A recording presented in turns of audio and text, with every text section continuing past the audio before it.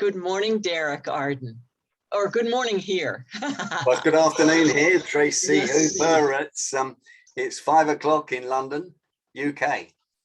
And it's 9 o'clock in the morning in the US on the West Coast. And you and I have talked about the benefits of NLP. And I've heard about it for a long time, but I'm intrigued when you say the brain is smart. Isn't that an interesting concept? The brain is smart.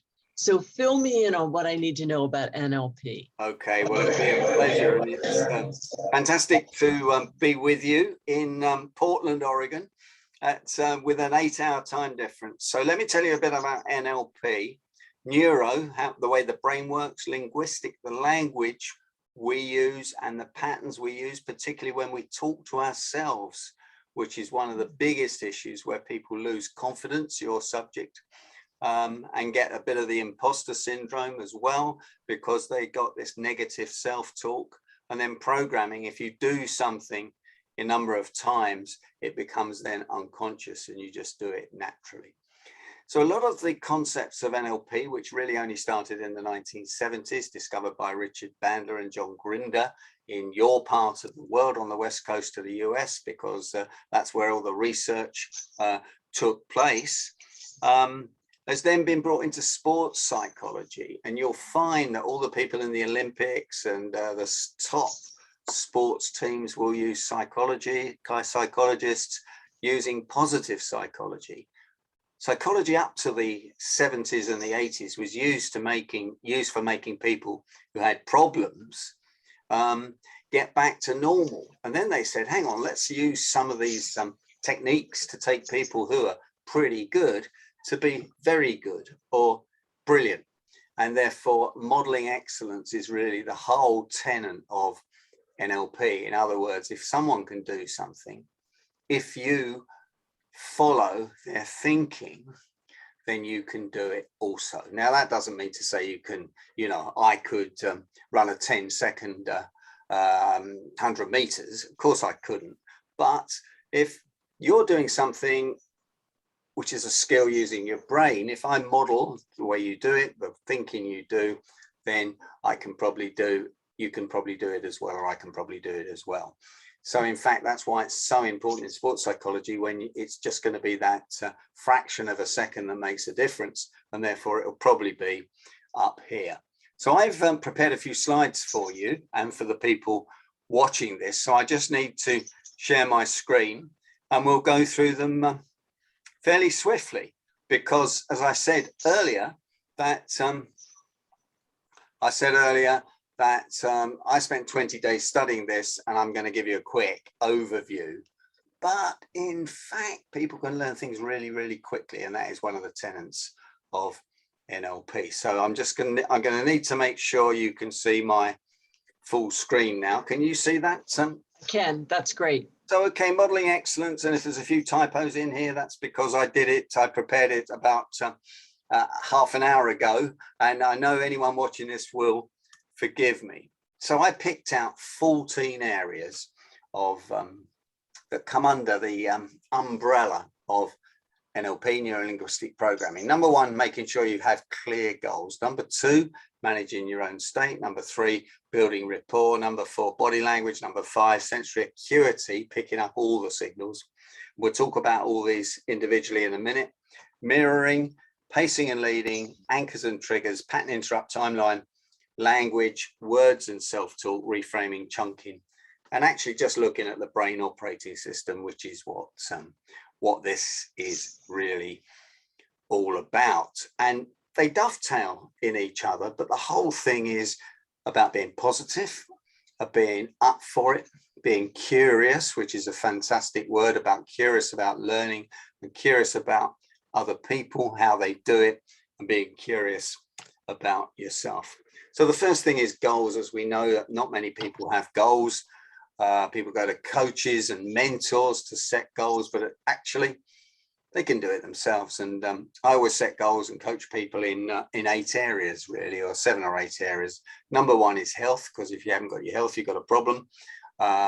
Health, then wealth, then family, then personal development, and then what you want to do with yourself, and then perhaps giving to charity, whatever you want to do, and maybe travel. Travel's always been an important one to me, and we've been a bit stuck recently over the last couple of years, and writing the goals down. Now, there's a few little techniques. Writing your goals down in your own handwriting is very important, and in your own handwriting for the simple reason that your hand is directly connected to your brain, and therefore if you make notes in your own handwriting, you widen the neurons in your brain. So there's a few tricks on that, and having very clear goals, and the clear goals will be to achieve it, let's say, by a certain date. So the 5th of August 2021, it is today, by the 5th of August 2022. So very clear goals, not next month, not 2 months time. If it's going to be a month, then you put a very clear date on it. So moving on to number 2, please stop me and ask any questions. I will. If you want to, fantastic. Number 2 is state, managing your state, managing how you feel, managing your mood. Now, we do have a choice about this. Now, not if we're not well, but we do have a choice, because it's very easy to get up and start grumbling or put the news on and get all that negativity across. So putting yourself in the right frame of mind, in the right state, and one of the phrases I like is, are you in the right state, or are you in a right state? So you know what I mean, mood, state, where you are, exercise, shaking yourself up, standing out tall, like my mum used to say, keeping your head up, all changes the chemicals in your brain. And then if you're going to meet a client, it's obviously very important that you go into that, framing it with enthusiasm, positivity, having done your research and your preparation, being early, and all those things that put you in the right frame of mind, or in the right state. Number 3 is building rapport. Now, all these things are pretty obvious, Tracy, you might say to me, but they're so obvious that lots of people don't do them all the time, because they're so what shall we say, wrapped Elementary. up in wrapped up in themselves, rather than thinking about the other person. And so putting themselves into the other person's shoes, perhaps, and we'll come to this, mirror and matching their body language, remembering in their book or their notebooks what was discussed before, what's the name of their family, what's their kids' names, what's their partner's names, where do they go on holiday, all those things that start connecting with the other side of the brain. And all these things we're talking about, people generally, people don't do it. It's only the high achievers that are watching this, you and I, that actually do it and have it on their list.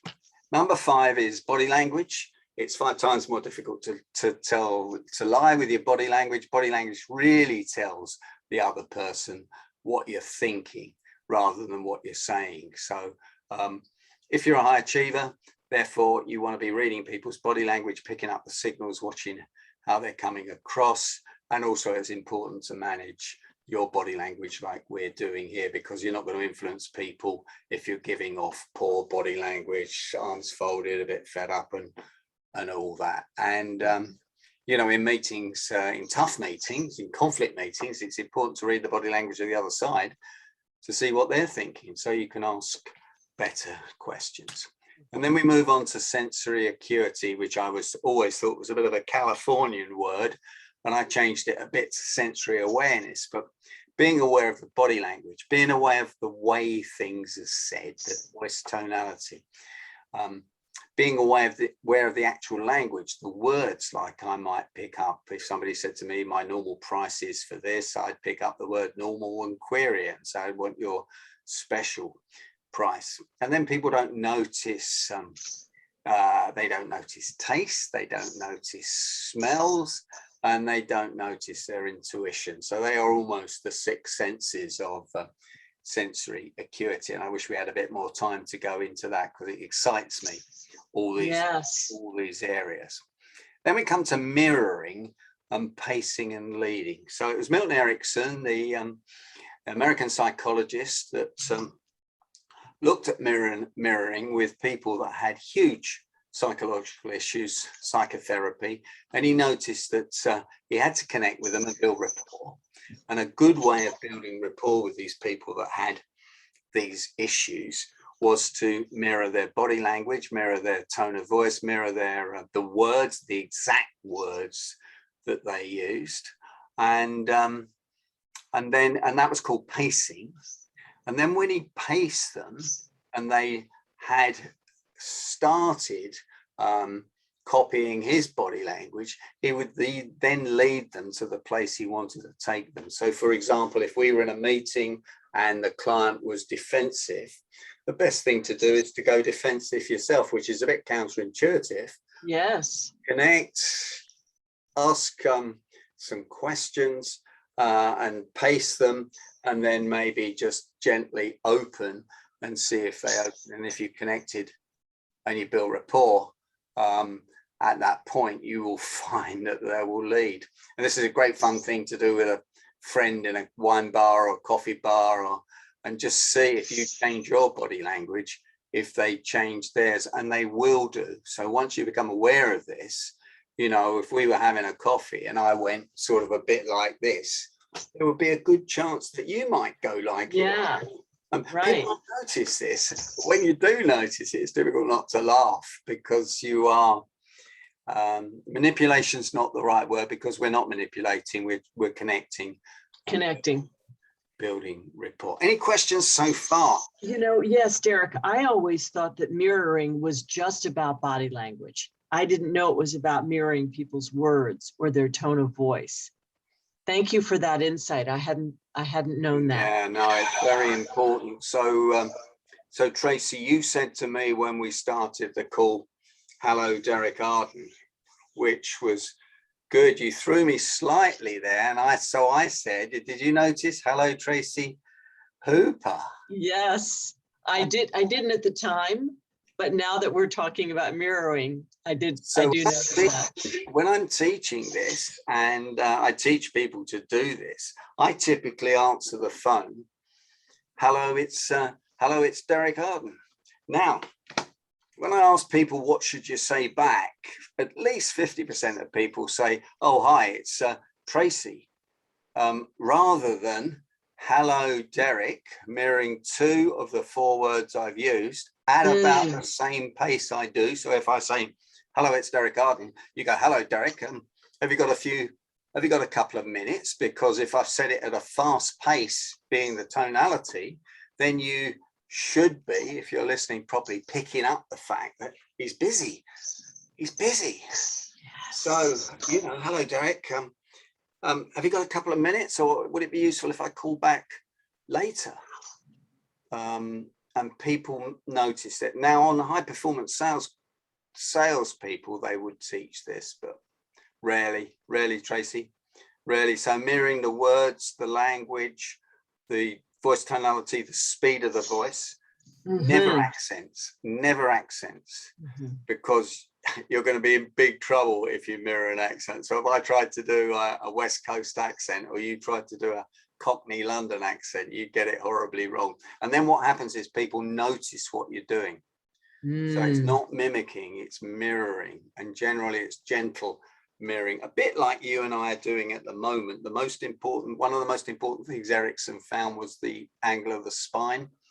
And I can read now that we're both sort of reasonably leaning, sitting up, leaning forward, attentive, looking at the camera. But of course, the real trick, Tracy, was to mirror the breathing of the person. Now, when I learned that, I went, hang on a minute, you know, this is tricky. But then when you think about it, someone that's stressed, client that's anxious that you're working with, the breathing will be more breaths a minute than normal. Or someone that's had a real trauma, it will be almost hyperventilating. So what you do then is you mirror it, and then you slow them down. Now, you can do this with babies, and not that I was a dad at home very often without to, but I've had a lot of discussions with mums about it, and mums say, well, if you hold a child that's upset and you hold it to your body and you breathe at their pace and then slow it down, it works. Wow. But of course, where Erickson picked this up from was that when we were in the safest place in the world that we've ever been, for the first 9 months, we had a heartbeat, which of course was up in our mum's womb. We were listening to her heartbeat and mirroring her breathing, weren't we? So, you know, well, we couldn't breathe, I guess, but we were there. So people feel comfortable when you do this because it's safety, and this all works. This all works below the level of the conscious mind. A lot of this works. And I love what you say about, because it does seem counterintuitive. If someone is breathing quickly, you breathe quickly to mirror them, and then you can slow down, and that encourages the pace to be more tranquil. Yeah, you pace them. They call it pacing and leading. Pacing is doing the mirroring, really, and then you lead them down by slowing it down. So you talked about the speed of the voice and the words. Yeah, very important to listen to the words. So in a meeting where you want to influence or persuade someone, if they say, well, we normally get a discount, you might say, well, I understand you normally get a discount, but at this point in time, we're not able to offer you one. What we are able to offer you to speak at this conference is 20 of my signed books, or something like that. So you play back. You don't say, no, I can't do that, because that's a total mismatch. You say, normally. That's why I've always got a pad by me, because I want to capture those words. I'm frightened about forgetting them 3 minutes later. Don't want to interrupt the client when they're in flow, do I? So I want to play. So, you know, if I'm right, Tracy, you said that you normally don't give discounts. Well, actually, we normally expect discounts or something like that. Yes. So you can see where that's going, and you can see. So what you're trying to do is connect with the other person's brain and tell them that you're somebody like them, because as we know, people are only influenced by the people like me. And, you know, Derek, it's interesting when I provide a what I call a discussion document for a potential client, it would be considered a proposal. I take notes, as you can tell, I'm a note taker. So I take notes during the whole conversation. And then when I'm putting together the discussion document, I use their words. Fantastic. And my experience is people say, wow, she gets me. She knows what I'm looking for. Is that your experience? Yeah, and that's why I was saying, Tracy, come on, going mad. So I'm really in flow. That's why I'm saying, Tracy, that you will be doing a lot of this automatically. Watch next time you go to a coffee shop, watch a couple of people in Rapport, a couple of friends. They'll be mirroring each other's body language almost exactly. And when you put that into your conscious mind, you'll start grinning and thinking about me. Okay, because I took a group of people into a wine bar in London when people did used to drink wine at lunchtime, and that was a long time ago, just to look at the body language of people, and we just did a little. But the problem was that people started noticing that there was something funny going on because we were watching them. So it needs to be done gently and unconscious. And subtly. Yeah, I love that. That's great. I love the mirroring part. One more slide I'm going to show you before we come to the end of part 1. And then I'll cover the rest in part 2. You can't see that slide, can you, Connor? I haven't shared my screen. Not yet. No, that's always the problem here. Sometimes on Zoom, you have to be guided by other people. So anchors and triggers. Now, anchors and triggers are really important in NLP, and they're really important in sports psychology as well. So an anchor is something that's fixed in your brain, and that could be something from your mum said, your dad said to you when you were a child. People from poor backgrounds aren't successful, or something like that, or people from we lived in a council house, a flat, which wasn't very nice, and my mum and dad didn't have any money, and luckily my mum and dad were very positive people, and they never said to me any of that negativity. They said, go out, and anyone can make a success of them. But, you know, can you imagine if somebody said, well, you know, immigrants into the US can never be successful or something, and that's anchored in their brain, and maybe when they think about their mum or their dad or whoever said it, they'll remember that. So it's important that we have positive anchors rather than negative anchors, and we're often not aware of what the negative anchors are. So that's another reason why it's very important that you surround yourself with positive people, because you become who you spend the most time with. And therefore, you know, if people are saying, oh, you'll never succeed, or you'll never do this, and then you need to drop those friends, which is always very, very difficult, or put yourself a little bubble wrap round. So the way you describe, way with put a bubble wrap round and imagine that their negativity is bouncing off you. So there's all sorts of tricks you can use. But, you know, if you stick around smart people, you get smart stuff, and you stick around non-smart people, you get non-smart stuff. It's just the way the brain works. And of course, music is a fantastic anchor. So if I said to you, so let's say when you were going out with your first boyfriend or your first kiss or whatever it is, and I can see you smiling now, remembering it as I put it in your mind. And there was a piece of music that was #1 in the charts at the time, and it was being played a lot. I bet when that music comes on a 1980s radio station, you'll think of that boyfriend, and you'll wonder why you were thinking of that boyfriend, and you don't know. And that's a real example of an anchor, which is why it's really important to play positive, upbeat music that does things for you, particularly when you go on to, before, like you and I, we speak at big conferences. We need to be fired up 10 minutes before we go on. So I might play Wow, I Feel Good by James Brown, or Fantastic Day by Haircut 100. I want music where the music and the words are upbeat, not a love song about some breakup of a relationship or something negative. Most pop music's negative, the words are negative. So again, in fact, I had somebody on my chat show who was talking about their music list, and I never got it from them. They had a really positive Apple playlist, which was all the positive songs. I must get hold of that, and I've got one as well. But it's good to get some new things in. So anchors and triggers. So before the Olympics, someone running the 100 meters, they'll have their own routine that they need to go through, and that will be triggering the anchor that sets them off to always do it. And anchors come in different formats. It might be pinching yourself here, tapping your head, pulling your ear. You have your own private anchor. Let's say somebody was winding you up in a meeting, etc. You might have your own sort of anchor to remind yourself to take a couple of deep breaths and not react. So an anchor is a physical manifestation of what you want to remember. So if you know that there's a person in a meeting who always interrupts you, when that person is interrupting, you could go like this to remind yourself that you can speak up.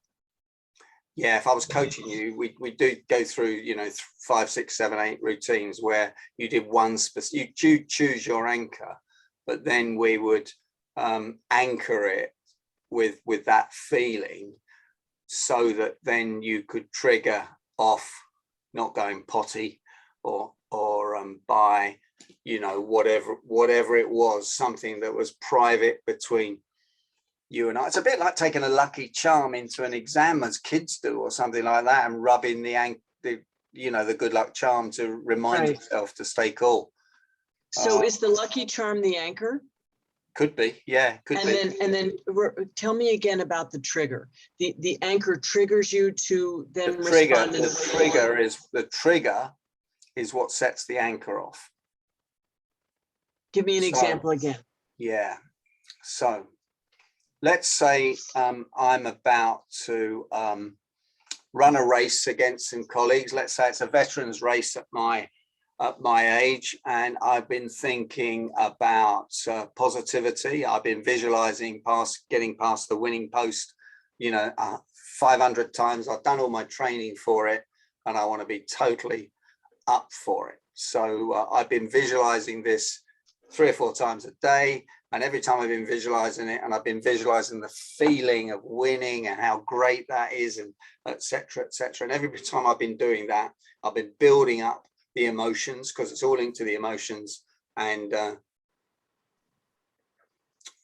pulling my arm, or this is another one. In fact, a lot of politicians do this sometimes, and that's an anchor to remind them to keep cool, because it's not a rude sign. Whereas, you know, if they're not careful, and it's not a panic sign either. So very often, you know, the politicians, when they're presenting, can't do this because it's a bit too aggressive. So I think Bill Clinton did it, Tony Blair did it, Mrs. Merkel does it again. And what they're doing very often is really putting pressure on that, which is what I'm doing, but you can't tell I'm putting pressure Right. on that at the same time. Or it could be like that, but it's, you know, or it could be just 4 fingers together and you're really putting the pressure on. And also that's a stress release as well. Huh. So Fascinating. So it's a massive subject, anchors and triggers. Yes. And of course, you know, Anthony Robbins from your part of the world doesn't call it NLP, but I mean, he's a genius at teaching this. But you just can't go on a 4-day course and learn it off of Tony Robbins in a 5,000 people auditorium. You know, you've got right. time on the coaching, which so Tracy, I think we're just coming to the end of part 1, if that's okay with you. Thank you so much for joining me. And if you're watching this on YouTube or listening to this on the Negotiators podcast, please play it back, please listen to it, please contact me on action@derekarden.co.uk or join me on LinkedIn. Let's connect on LinkedIn. So thanks for watching it. Tracy, thanks for joining me. I look forward to seeing you in part 2. Great.